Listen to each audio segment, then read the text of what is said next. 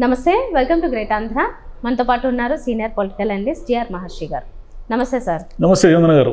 Sir, ఈ వారం రోజుల నుంచి అల్లు అర్జున్ విషయంలో జరుగుతున్న ఈ వివాదం ఏదైతే ఉందో అది ఇంకా అంటే కొంచెం ఏమైనా సెటిల్ అవుతుందేమో, ఏదో అన్ని వార్తల్లాగే అది కూడా కనుమరుగవుతుంది అనుకుంటే ఇంకా పెరుగుతూ పోతోంది.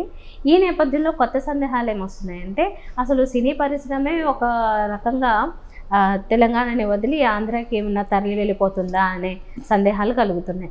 ఎలా ఉంటుంది అంటే ఈ రకరకాల మీటింగ్లు కూడా జరుగుతున్నాయి ఈ ఫిల్మ్ ఇండస్ట్రీలో కూడా. ఏం జరగబోతుంది అంటారు? ఏమీ జరగదు. ఎందుకు జరగదంటే హైదరాబాద్లో ఉన్న ఇన్ఫ్రాస్ట్రక్చర్ కానీ, హైదరాబాద్లో ఉన్న సౌకర్యాలు కానీ ఇవన్నీ వదులుకొని ఆంధ్రప్రదేశ్కి సినీ పరిశ్రమ తరలిపోదు. ఎందుకు తరలిపోదంటే సినిమా అనేది ఒక బిజినెస్తో కూడుకున్న కళ. అది సినిమా వాళ్ళు ఎప్పుడు ఎలా ఆలోచిస్తారంటే మనకున్న సౌకర్యాలు ఏంటి, మనకున్న ఇక్కడ ఉన్న స్టూడియోలు కానీ, రికార్డింగ్ థియేటర్లు కానీ ఇవన్నీ ఆలోచిస్తారు తప్ప హఠాత్తుగా ఆంధ్రప్రదేశ్కి పోయి ఆంధ్రప్రదేశ్ని ఇంతకాలం ఇగ్నోర్ చేశారు కదా అన్ని ప్రభుత్వాలు. ఎవరు మాత్రం అక్కడ సినిమా పరిశ్రమకు తగిన సౌకర్యాలు కల్పించారు. అప్పుడు ఎప్పుడో రామానాయుడు గారికి వైజాగ్లో ఒక స్టూడియో లాంటిది ఏదో కట్టుకోవడానికి ఇచ్చారు తప్ప అక్కడ ఏమీ జరగలేదు. అక్కడ ఏముందంటే మంచి సముద్రం ఉంది, మంచి సీనరీస్ ఉన్నాయి, దృశ్యాలు చిత్రీకరణకు సంబంధించిన లొకేషన్స్ ఉన్నాయి, అద్భుతమైన లొకేషన్స్ ఉన్నాయి. కానీ హైదరాబాద్ నుంచి మొత్తం టీం అంతటినీ తరలించుకొని పోయి రైళ్లలోనో, విమానాల్లోనో, బస్సుల్లోనో వాళ్ళ స్థాయిని బట్టి మొత్తం ఖర్చంతా నెత్తిన మోసుకొని అక్కడ షూట్ చేయాల్సిందే తప్ప హైదరాబాద్లో ఉన్న సౌకర్యాలు అక్కడ లేవు. అది వాస్తవం. సౌకర్యాలు ఎక్కడుంటే అక్కడ సినిమా పరిశ్రమ ఉంటుంది. ఈగోల కోసం సినిమా పరిశ్రమలు తరలిపోవు ఇప్పుడు కూడా. మద్రాసులో ఉన్న సినిమా పరిశ్రమ కూడా హైదరాబాద్కు తరలి రావడానికి ఎంత టైం పట్టింది? ఇక్కడ సౌకర్యాలు మెరుగుపడే కొద్దీ వచ్చింది. హఠాత్తుగా ఇప్పుడు నాగేశ్వరరావు గారు అన్నపూర్ణ స్టూడియో కట్టుకున్న తర్వాత కదా ఒకటొకటి వచ్చాయి ఇక్కడికి. ఆయన ధైర్యం చేసి ఆ రోజు స్టూడియో కట్టుకోవడం వల్ల నాగేశ్వరరావు గారితో సినిమాలు తీసే నిర్మాతలంతా ఇక్కడికి వచ్చారు. అదే జరుగుతుంది తప్ప అల్లు అర్జున్ ఏదో అరెస్ట్ చేశారని ఈగోకు పోయి సినిమా పరిశ్రమ అంతా మా మీద రేవంత్ రెడ్డి గారు కక్ష సాధించేశారని ఫీల్ అయిపోయి వద్దు మనం రాత్రికి రాత్రి అన్ని కంటైనర్లో వేసుకొని సినిమా పరిశ్రమనంతా తీసుకుని సినిమా పరిశ్రమ అనేది అంత ఐకమత్యంతో సామూహికత్వంతో ఏమి ఉండదు. ఏ నిర్మాతలకు వాళ్ళకి మా ఖర్చు తక్కువ. హైదరాబాద్ షూటింగ్ చేస్తే సాయంత్రానికి ఎవరిళ్ళకి వాళ్ళు వెళ్తారు. వైజాగ్లో షూటింగ్ చేస్తే అక్కడ ఉన్న ఒక 100 మందికి అకామిడేషన్ అరేంజ్ చేయాలి. 100 మందిని ఇక్కడ నుంచి రైల్లోనో బస్సులోనో ఏదో ఒక రూపంలో తీసుకెళ్ళాలి. ఇవన్నీ అదనపు ఖర్చులు కదా. అయితే ఎప్పుడు వెళ్తారంటే వాళ్ళు లొకేషన్స్ కోసం వెళ్తారు. పరిశ్రమ తరలింపు ఆంధ్రప్రదేశ్కి అనేది భవిష్యత్తులో జరుగుతుందేమో కానీ ఇప్పుడిప్పుడు జరిగే అవకాశం అయితే లేదు. అసలు ఈ వివాదం ఏంటిది? మనం ఒకసారి ఈ వివాదం అందరూ అనుకుంటున్నారు. ఏమనుకుంటారు? రేవంత్ రెడ్డి వర్సెస్ అల్లు అర్జున్. ఉపరితలంలో మనకు కనిపిస్తున్నది ఏమిటి? రేవంత్ రెడ్డి గారు అల్లు అర్జున్ అరెస్ట్ చేయకుండా ఉండాల్సింది, ఏమంతా అతను పెద్ద తప్పు చేశాడు అని ఒక వర్గము. లేదు అల్లు అర్జును నిర్లక్ష్యంతో అక్కడికి వెళ్ళడం వల్ల ఒక ప్రాణం పోయింది కాబట్టి ఇతను తప్పు ఉంది అనేది ఇంకో వర్గము. ఇదే కదా మనకు ఉపరితలంలో కనిపిస్తూ ఉన్నది. కానీ ఈ వివాదము, ఈ ఎపిసోడ్ ఇంత దూరము రాకుండా ఎప్పుడో దీనికి ఒక బ్రేక్ వేయాల్సిన పని చెయ్యకుండా అది ఏమిటి అంటే పుష్పలో ఒక డైలాగ్ ఉంది. అదేమిటంటే ఒకటి తగ్గింది పుష్ప అంటాడు. ఈ మొత్తం ఎపిసోడ్లో కూడా ఒకటి తగ్గింది. ఆ ఒకటి ఏమిటంటే మానవీయ కోణం, హ్యూమన్ ఫేస్ అంటారే, మానవ దృక్పథం అంటారే, హ్యూమనిటేరియన్ గ్రౌండ్స్ అంటారే, అది తగ్గింది. అది కనుక కరెక్ట్ టైంలో కరెక్ట్గా జరిగి ఉంటే అసలు ఈ వివాదం ఎంత దూరం వచ్చి ఉండేదే కాదు. ఎందుకంటారా? ప్రపంచంలోని ఏ ధర్మశాస్త్రమైనా ఏ మతమైనా సరే హైలీ సివిలైజ్డ్ సొసైటీ దగ్గర నుంచి గిరిజన ట్రైబ్స్ వరకు కూడా మరణాన్ని గౌరవిస్తారు. ఒక మనిషి చనిపోతే అతను మనకు పరిచయమా పరిచితుడా కాకపోయినా మనం ఆ మనిషి మరణాన్ని గౌరవిస్తాం. మనకు తెలియకపోయినా ఒక 3 నిమిషాలు మౌనాన్ని పాటిస్తాం. ఎక్కడైనా ఏ మతంలోనైనా సరే మనం వెళ్ళి భుజాన్ని ఇస్తాం. ఒక అంతిమయాత్ర వస్తున్నప్పుడు గౌరవంగా తప్పుకుంటాం, లేదా మౌనంగా ఉంటాం, లేదా మనకు తెలిసిన వాళ్ళైతే నేరుగా వెళ్ళి మనం భుజం ఇస్తాం. ఇదే కదా మరణాన్ని గౌరవించే పద్ధతి. కానీ ఒక మనిషి తన కోసం వచ్చి తన సినిమా చూడడానికి వచ్చి చనిపోతే అక్కడ జరిగిన పొరపాటు ఏమిటంటే, నేను అల్లు అర్జున్ దుర్మార్గుడనో మానవత్వం లేనివాడనో అనను. అతను తన లీగల్ టీమును నమ్ముకున్నాడే తప్ప హృదయంతో ఆలోచించి ఉంటే అతనికి అర్థమై ఉండేది. లీగల్ టీం ఏం చెప్తుంది? కోర్టు కేసుల్లో ఇరుక్కోకుండా ఉండడం కోసము కేసులు వస్తే ఎలా ఎదుర్కోవాలో చెప్పడము ఇవన్నీ చెబుతుందే కానీ అది చట్టం గురించి చెప్తుందే కానీ బుద్ధి గురించి కానీ మానవత్వం గురించి కానీ చెప్పదు. అక్కడ ఆయన చేసిన తప్పు ఏమిటంటే ఆ రోజు ఆయన ఏమంటాడు, నాకు తెలియదు అంటాడు. ప్రపంచమంతా రాత్రి 10 గంటలకు సంధ్యా థియేటర్లో ఒక మహిళ చనిపోయిందని తెలిసినప్పుడు మీ సినిమా గురించి మీకే తెలియదా? ఆశ్చర్యపోయే క్వశ్చనే కదా. లేదు, తెలియదని అనుకుందాం. మరుసటి రోజు మధ్యాహ్నం మీకు తెలిసింది. తెలిసిన వెంటనే మీరు చేయాల్సిన పని ఏమి? వెంటనే ఆయన చేయాల్సింది ఏమిటంటే, అయ్యా నేను ఎంతగానో అభిమానించేవాళ్ళు ప్రేక్షకులే నాకు దేవుళ్ళతో సమానము, నా అభిమానులకు మించి ఇంకేమీ ఉండదు, నా కోసం వచ్చిన ఒక మహిళ చనిపోయింది కాబట్టి నేను నిజంగా నా కుటుంబ సభ్యులు పోయినంతగా నేను బాధపడుతున్నాను. ఇప్పటికిప్పుడు నేను ఆసుపత్రిలో వెళ్ళి ఆ చావు బతుకుల మధ్య ఉన్న పిల్లవాడిని చూడలేని పరిస్థితి ఉంది. ఎందుకంటే నేను వెళితే మళ్ళీ ఆసుపత్రిలో గందరగోళం, లా అండ్ ఆర్డర్ ప్రాబ్లం రావచ్చు కాబట్టి నేను మా వాళ్ళని పంపి ఇదిగో ఇంత డబ్బు, అది 20 లక్షలు 50 లక్షలు అనేది ఇమ్మెటీరియల్, ఇది పంపి వాళ్ళకి నేను సాయం చేయడానికి సిద్ధంగా ఉన్నాను. నా అభిమానులు ఎవరు కూడా పుష్ప విజయోత్సవాలు జరుపుకోవద్దండి, ఇది మనకు ఇది కాదు, మన అభిమాని చనిపోయారు, మీరు కావాలంటే ఆమె అంతిమయాత్రలో పాల్గొనండి నా తరఫున అని కనుక ఆయన చెప్పి ఉంటే, ఈ పిల్లవాడిని ప్రాణం కాపాడడం కోసం అవసరమైతే అదనంగా వైద్య సహాయం నేను చేస్తాను, ఇంకా డాక్టర్లను పిలిపిస్తాను, ఆ పిల్లవాడిని కాపాడడానికి మించింది ఏమీ లేదు నాకు అని కనుక ఆయన అని ఉంటే, అల్లు అర్జున్ది నెక్స్ట్ డే ఆయన గ్రాఫ్ ఇలా లేచి ఉండేది. చెప్పారు కానీ ఈ మాటలు అలా ఆచరణలో కావాలి కదమ్మా. మాటలు చెబితే ఏం ప్రయోజనము? ఆచరణ ఎక్కడ జరిగింది? ఎవరు చేశారు ఆచరణ? రెండోది, మీ మీద కేసు అయింది, మీరు A11 మీరు ఏమి దానివల్ల ఏం మీకు ఉరిశిక్ష పడదు, యావజ్జీవ శిక్ష పడదు, ఏమీ పడదు మీకు. అది అంతే కదా. ఆ కేసులో మీకు ఏమైనా యావజ్జీవ శిక్ష పడుతుందని ఎవరైనా అనుకుంటున్నారు? మీరు అరెస్ట్ అయ్యారు, అరెస్ట్ అయ్యి జైలుకి వెళ్ళి ఒక రోజు ఉండాల్సి వచ్చింది. దాన్ని పాజిటివ్గా తీసుకోవాల్సింది. నన్ను నేను చెక్ చేసుకోవడానికి నాకు ఒక అవకాశం దొరికిందేమో, దేవుడు ఈ రూపంలో కల్పించాడేమో అని ఉంటే మళ్ళీ మీ గ్రాఫ్ పెరిగి ఉండేది. రేవంత్ రెడ్డి డిఫెన్స్లో పడి ఉండేవాడు. మీ గ్రాఫ్ పెరగడానికి వచ్చిన ప్రతి అవకాశాన్ని మీరే పోగొట్టారు. మీకోసం ఆ సినిమా పరిశ్రమ అంతా తరలి వచ్చింది. అయ్యా ఇది నాకు ఏమైంది, నేను బాగానే ఉన్నాను కదా, మీరు నా కోసం తరలి వచ్చి ఏదో మీరంతా తల్లడిల్లిపోవడం అనేది ఏమిటి? అసలు తల్లడిల్లిపోవలసిన అంశం అంతా ఆ పిల్లవాడు ఆసుపత్రిలో ఉన్న పిల్లవాడు చావు బతుకుల మధ్య ఉన్నాడు, మీరు అతన్ని వెళ్ళి పరామర్శించండి, ఆ కుటుంబానికి నైతికంగా నిలబడండి, ఆ తల్లికి మీరు నివాళులు అర్పించండి అని ఒక మాట అని ఉంటే అల్లు అర్జున్ అతను రియల్ హీరో అయి ఉండేవాడు. అప్పుడు రేవంత్ రెడ్డి డిఫెన్స్లో పడి ఉండేవాడు. రేవంత్ రెడ్డి చూడు, అల్లు అర్జున్ ఇంతగా మానవత్వంతో ఇంత స్పందించి ఇంత అద్భుతంగా ఒక రియల్ హీరో మాదిరి ఉంటే, రేవంత్ రెడ్డి కేవలం కక్షతో అరెస్ట్ చేయించాడని అతనికి వచ్చిండే తలకాయ నొప్పి. మీరు అది వదిలేసి ప్రెస్ మీట్ పెట్టి ఒక ముఖ్యమంత్రి అసెంబ్లీలో మాట్లాడిన దాన్ని మీరు ఖండించారు కదా. ఒక ముఖ్యమంత్రి అసెంబ్లీలో ఎలా మాట్లాడతారు, ఏం మాట్లాడతారు? ఒక డాక్యుమెంటేషన్ ఎవిడెన్స్ లేకుండా ఏ ముఖ్యమంత్రి మాట్లాడడం. పోలీసులకు సంబంధించి ఏమిటంటే, మీరు అయ్యా నా వాచిపోయిందని పోలీస్ స్టేషన్కి పోతే పోలీసులు మొదట మిమ్మల్ని అడిగే ప్రశ్న ఏమిటంటే, ఒక కాగితం మీద రాసివ్వండి. మీరు వెళ్ళి మాకు ఫలానా కారణాల వల్ల రక్షణ కావాలి అనగానే మేము గణేష్ ఉత్సవాన్ని చేసుకుంటున్నాము, మీ వల్ల మాకు సెక్యూరిటీ కావాలంటే పోలీసులు మొదట అడిగేది ఏమిటి? అయ్యా మీరు ఒక రిక్వెస్ట్ ఫారం రాసివ్వండి మీ కారణాలన్నీ. ఎవిడెన్స్ లేకుండా పోలీసులు లేదు అని లాఠీ పట్టుకుని వచ్చారు కదా. కాబట్టి ఇన్ని ఎవిడెన్సులతో ముఖ్యమంత్రి మాట్లాడుతూ ఉన్నప్పుడు మీరు మళ్ళీ ప్రెస్ మీట్ పెట్టి నా క్యారెక్టర్ అసాసినేషన్ చేశారు. ఎక్కడ చేశారు మీ క్యారెక్టర్ అసాసినేషన్? మీరే మీ క్యారెక్టర్ని తగ్గించుకున్నారు. మీకోసం వచ్చి మీకోసము తన 30,000 రూపాయల ఆదాయంలో 12,000 రూపాయలు ఖర్చు పెట్టి ఒక కుటుంబము మీ సినిమా టికెట్లు కొని వస్తే, మీ సినిమా ఆ తల్లి ఆ పిల్లవాడిని రక్షించడానికి చనిపోయింది. మనకు తెలియదు కదా అక్కడ ఏం జరిగిందో. తల్లి పిల్లవాడు ఇద్దరూ కూడా తొక్కిడిలో ఇరుక్కుపోయి ఉన్నప్పుడు బిడ్డను కాపాడుకోవడానికి ఆమె చనిపోయింది. మనకు తెలియదు అది. ఆ తల్లి తన కుటుంబంలో నుంచి పిల్లవాళ్ళిద్దరికి దూరం అయిపోయింది శాశ్వతంగా. మీరు 100 కోట్లు ఇస్తే ఆ ప్రాణాన్ని తెచ్చిస్తారా? 1000 కోట్లు ఇస్తే తెచ్చిస్తారా? ఈ ప్రపంచంలో డబ్బు వల్ల ప్రాణం వచ్చేది నిజమైంటే కోటీశ్వరులు అందరూ 1000 ఏళ్ళు బతుకుండేవాళ్ళు. అలా లేదు కదా, ప్రపంచం అట్లా లేదు కదా. ఒక ధనవంతుడి ఇంట్లో ఆడపడుచైనా ఒక పేదరాలైనా సరే 9 నెలలే కదా బిడ్డను మోస్తారు. ఏమైనా 12 నెలలు మోస్తారా ధనవంతులు? ఏమైనా పేదవాళ్ళు ఏమైనా 6 నెలలకి బిడ్డలు కంటారా? సేమ్ రూలే కదా ప్రకృతిలో, ప్రపంచానికంతా కూడా సేమ్ రూల్ అయినప్పుడు మీరు కొంచెం మినిమం మానవత్వంతో ఈ ఎపిసోడ్ని మొదటి నుంచి వ్యవహరించి ఉంటే, లీగల్ టీము మాట వినకుండా అంటే ముందుగానే ఆ పిల్లవాడిని టేక్ కేర్ చేసి ఉంటే, ముందుగానే ఆ తల్లి గురించి మాట్లాడి ఉంటే జనం కూడా ఇంత దూరం ఆలోచించుండేవాళ్ళు కాదు. అయ్యో ఆయన న్యాయంగానే చేయాల్సిందే చేశాడు, సరే ఆయన తప్పేముంది దీంట్లో, ఆయన ఏమి అమ్మాయి చనిపోవాలని రాలేదు కదా, తన సినిమా కోసం వచ్చాడు, ఆ చనిపోవడానికి ఈయన రావడం వల్ల జరిగిన తొక్కిసలాటే కారణమైనప్పటికీ ఈయనకైతే ఉద్దేశాలు ఏమి లేవు కదా. ఒక మరణానికి సంబంధించిన ఉద్దేశాలు ఈయనకైతే లేవు. లేనప్పుడు దాన్ని పాజిటివ్గా తీసుకొని ఉండేవాడు. ఇంత దూరం వచ్చిన తర్వాత పోలీసులు నాకు చెప్పలేదు, పోలీసులు అద్భుతంగా పనిచేశారు. మీరు కావాలంటే ఆ వీడియోలు చూడండి. ఆ వీడియోల్లో పోలీసులు అంత అద్భుతంగా పని చేయకపోతే ఇంకో 5-10 మంది చచ్చిపోయేవాళ్ళు.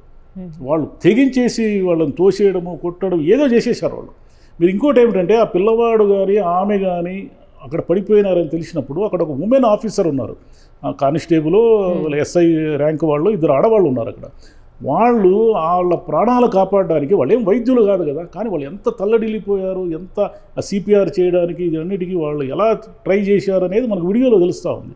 కాబట్టి పోలీసులు అనడానికి ఏమీ లేదు. ఇప్పుడు పోలీసులు రివర్స్లో వచ్చి మా దగ్గర ఎవిడెన్స్లు అన్నీ ఉన్నాయి, మీరే రోడ్ షో చేశారు అంటే మీ దగ్గర సమాధానం కూడా లేదు. కాబట్టి అల్లు అర్జున్ వైపు నుంచి సకాలంలో స్పందించి ఉంటే ఇంత దూరం ఎపిసోడ్ వచ్చిండేది కాదు. First point. రెండోది ఏమిటంటే ప్రభుత్వాల తప్పు ఉంది. ప్రభుత్వాలు మీకేం పని, వాళ్ళు 100 కోట్లతో తీస్తారు, 1000 కోట్లతో తీస్తారు, మీకేం అవసరం జనం నెత్తిన వేలకు వేల రూపాయలు రుద్దడాన్ని టికెట్లు బెనిఫిట్ షోల పేరుతో? మీకేం హక్కు ఉంది మీ ప్రజల జోబులకు చిల్లులు పెట్టాల్సిన అవసరము? అంటే వాళ్ళు అడగచ్చు, ఏమయ్యా మిమ్మల్ని సినిమా చూడమని మేము ఏమన్నా చెప్పామా? సినిమా చూడాల్సిన అనుకున్న వాళ్ళు చూస్తారు, చూడకూడదు అనుకున్న వాళ్ళు చూడరు. దీంట్లో ఒత్తిడి ఏముంది అని. అయ్యా సినిమాని ఒక వ్యసనంగా మార్చేశారు మీరు. ఫస్ట్ డే అభిమానులు కావచ్చు, ఎవరైనా కావచ్చు, ఆ బెనిఫిట్ షో 2000, 3000 అనే దాంతో సంబంధం లేకుండా సినిమా చూడాలి అనే ఒక కాంక్షని అంటే ఒక వ్యసనంగా మార్చారు. మీరు వ్యసనంగా మార్చిన తర్వాత మీరు 1000 రూపాయలకి అమ్మినా చూస్తారు, 2000కి అమ్మినా చూస్తారు, 3000కి అమ్మినా చూస్తారు. అంటే వాళ్ళు కొంటారు కాబట్టి మీరు ఎంతకైనా అమ్ముతారా? ఇప్పుడు మద్యం కూడా ఒక వ్యసనమే. మద్యాన్ని మీరు వాళ్ళు వైన్ షాపులో వాళ్ళంతా వచ్చి అడిగారు అనుకోండి, అయ్యా మేము మీకు ఇన్ని లక్షల కోట్లు మేము ప్రతి సంవత్సరం ఫీజులు కడుతున్నాము, మీ గవర్నమెంట్లో నడుస్తున్నదే మా మద్యం ఆదాయంతో కదా, మాకు దసరాకి, దీపావళికి, సంక్రాంతికి ఇలా ముఖ్యమైన రోజుల్లో జనం ఎక్కువ మందు తాగుతారు కాబట్టి మా ఎంఆర్పి రేట్లకు ఒక 2 లేకపోతే 100 రూపాయలు ఎక్కువ మేము పెంచుకుంటాము, మాకు ఆ 3 రోజులు అవకాశం ఇవ్వండి అని అడిగారు అనుకోండి, వీళ్ళు ఒప్పుకుంటారా? ఒప్పుకోరు కదా. మరి దాన్ని మాత్రం ఎట్లా ఒప్పుకుంటారంటే సినిమా మద్యం 2 ఒకటి అంటే 2 ఒకటి కాదు, కానీ మీకు ప్రజలని ఎత్తిన టికెట్ల పెంపుదలని రుద్దే హక్కు మీకు లేదు.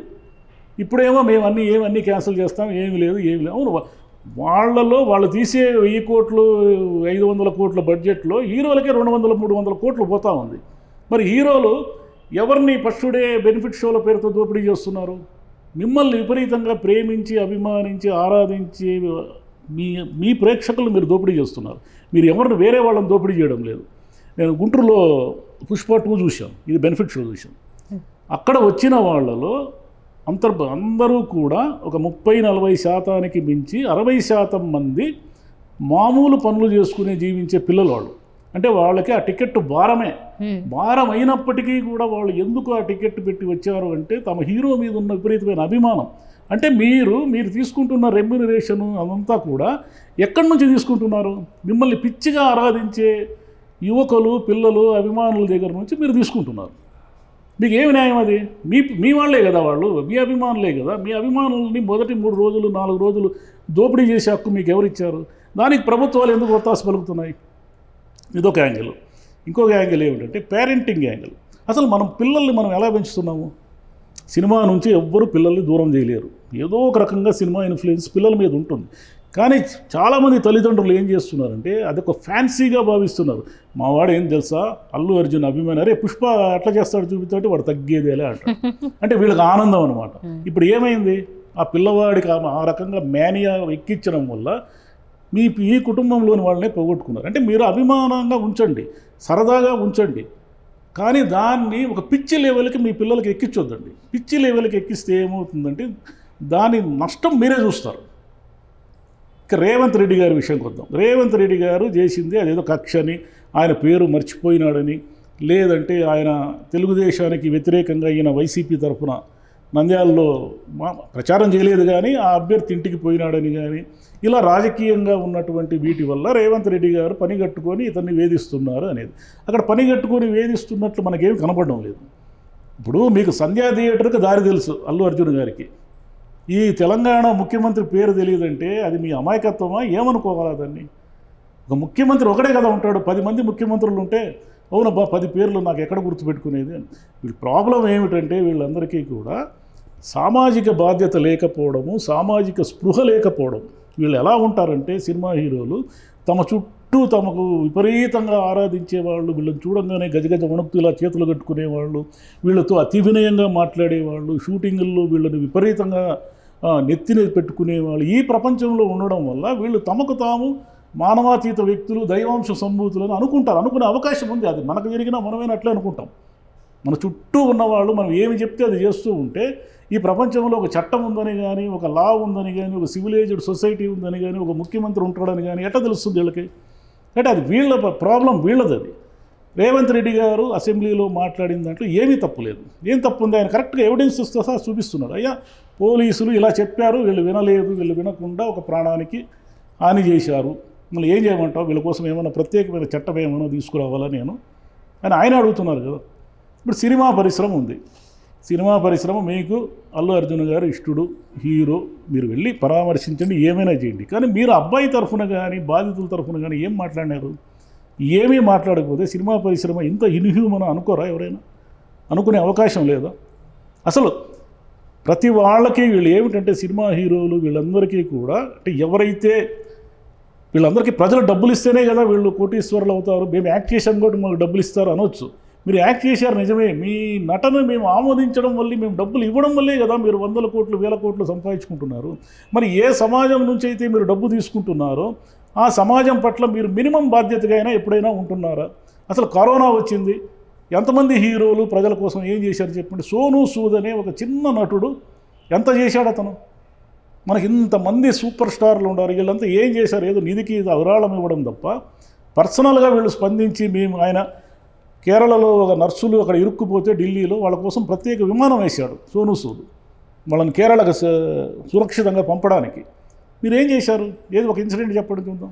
మీరు సమాజం కోసం ఏమీ చేయకుండా సమాజమే మీకోసం అంతా చేయాలని ఒక క్రైసిస్ వచ్చినప్పుడు మమ్మల్ని అంటారా, మమ్మల్ని మా జోలికి వస్తారా, మమ్మల్ని అంటే ఏం ప్రయోజనం? అది మీరేం చట్టానికి అతీతులేం కాదు. మీరు చట్టము ఎవరికైనా చట్టమే, తప్పు జరిగితే తప్పే. మీ మీద వచ్చిన కేసు అదేం పెద్ద కేసు కాదు. మీరు సూపర్ హీరో కదా సినిమాల్లో, మీరేం దాని చిన్న కేసుకు ప్రతిదానికి భయపడిపోయి లేదు లేదు లేదు నేను మాట్లాడలేను, నాకు లీగల్ టీము ఇష్యూస్ వస్తాయి. అవును, మీరు ప్రెస్ మీట్ ఎందుకు పెట్టారు? అప్పుడు ఒక్క విలేకరుని కూడా ఒక ప్రశ్న అడగడానికి అవకాశం ఇవ్వకుండా లీగల్ ఇష్యూస్ వస్తాయి, లీగల్ ఇష్యూస్ ఏమది? మీ ప్రాణాంతకమైన కేసా అదేమన్నా? ఒక చిన్న లీగల్ కేసుకి అంతగా భయపడిపోయే మీరు సినిమాల్లో మాత్రం అద్భుతమైన హీరో అంటారు. ఎట్లా ఈ రెండింటి కాంట్రాస్ట్?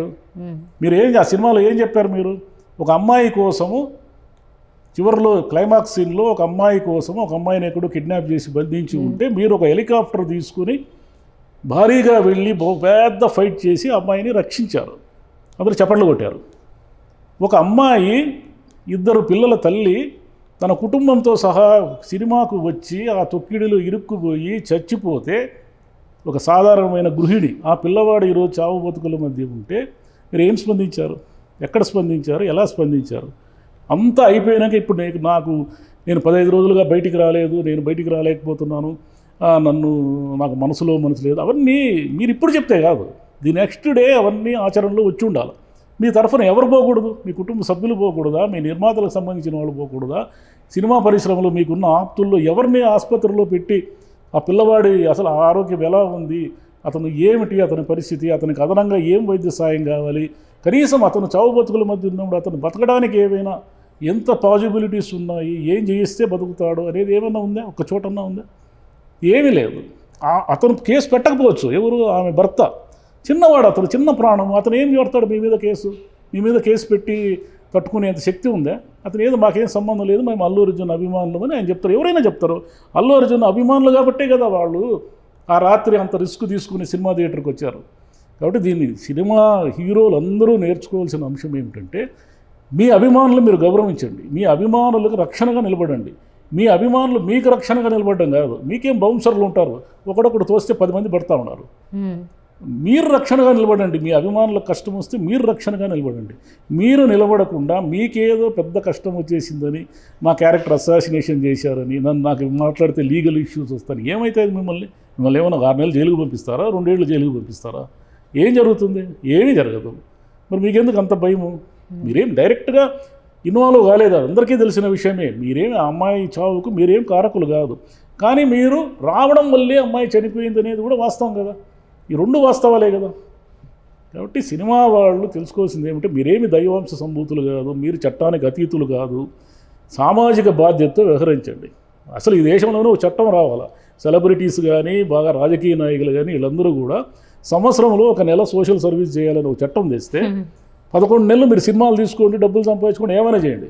1 నెల రోజులు ఒక వృద్ధాశ్రమం పోయి పేదవాళ్ళకి అన్నం వడ్డించండి, లేదా ఒక అనాథాశ్రమంలో పిల్లలకి సర్వీస్ చేయండి, ఇంకేదో ఆసుపత్రిలో సర్వీస్ చేయండి. అప్పుడు సొసైటీ తెలుస్తుంది. పేదవాళ్ళు, పూట గడవని వాళ్ళు, ఆటోలు తోలుకునే వాళ్ళు, ఆ పూటకు ఆ పూట డబ్బులు సంపాదించుకునేవాళ్ళు అనేక మంది తమ కష్టార్జితాన్ని మీకోసం పెడితేనే మీరు ఈరోజు 100 కోట్లు తీసుకుంటున్నారు. అంతమంది శ్రమ అది, మీ ఒక్కరిది కాదు. అది మీరు నటించవచ్చు, మీరు ప్రేక్షకుల ఆమోదం పొందొచ్చు, కానీ అందరూ కలిస్తేనే కదా మీకు డబ్బులు వచ్చేది. రాజకీయ నాయకులన్నా 5 ఏళ్ళకి ఒకసారి డబ్బులు తీసి ఓటుకు 2000, 3000 ఇస్తారు. సినిమా వాళ్ళకి డబ్బు పోవడమే తప్ప రావడం ఉండదు. సొసైటీకి ఏమి ఇస్తారు వాళ్ళు? ఏమైనా ఇస్తున్నట్టు దాఖలాలు ఉన్నాయి మన దగ్గర. కాబట్టి అందరూ ఆలోచించాల్సిన విషయం, ఒక ప్రాణం పోతే తిరిగి రాదు. మీరు సరిగ్గా స్పందించి ఉంటే ఇంత దూరం రాదు. సినిమా పరిశ్రమ ఏదో దీనికోసం ఇగోలకు పోయి తరలిపోతుందనే భ్రమలు ఎవరికి లేవు. ఎవరి వ్యాపారాలు వాళ్ళవి, ఎవరి అవకాశాలు వాళ్ళవి. మీరు ఈరోజు లైమ్ లైట్లో ఉన్నారు, పెద్ద పొజిషన్లో ఉన్నారు కాబట్టి మీకోసం అంతా వస్తారు. మీరు ఒక 2 సినిమాలు ఫ్లాప్ అయితే మీకోసం ఎవరు రారు. మళ్ళీ చూద్దామండి. మరి అంటే ముందు జరిగే వాటిల్లో కూడా కనీసం కేర్ అనేది ఇప్పుడు ఈ విషయం ఇలా జరగడం వల్ల కేర్ పెరుగుతుంది. అట్లీస్ట్ ప్రాణాల పట్ల బాధ్యతగా ఉండాలి. మీ అసలు ఈ బెనిఫిట్ షోలు ఇవన్నీ ఏమీ లేకపోతే ఆ రోజు అంత ఉండేది కాదు కదా. మామూలుగా నార్మల్గా ఎవరు టికెట్లు వాళ్ళు కొనుక్కొని పోయి ఉండేవాళ్ళు కదా. 2 ప్రభుత్వాలు ఆలోచించాల్సింది ఏమిటి, మీరు ప్రజల జోబులు కొట్టి సినిమా పరిశ్రమను సాకదలుచుకుంటే సాకండి. అది మీ ప్రాబ్లం అది. ఎందుకంటే మీరు చేస్తున్న తప్పు. మీకేం సంబంధం అది? అతను ఎన్ని కోట్లతో తీస్తే నీకేం? సినిమా బాగుంటే చూస్తారు, సినిమా బాగలేకపోతే చూడరు. నార్మల్ రేట్లు అన్నీ ఒక సబ్బుని ఎంఆర్పి రేటుగా అమ్మాలని మీరు కట్టడి చేస్తున్నప్పుడు ఒక సినిమాని ఎంఆర్పి రేటుకి ఎందుకు చూపించరు? మీరు చూపించాలి కదా మీరు. Thank you.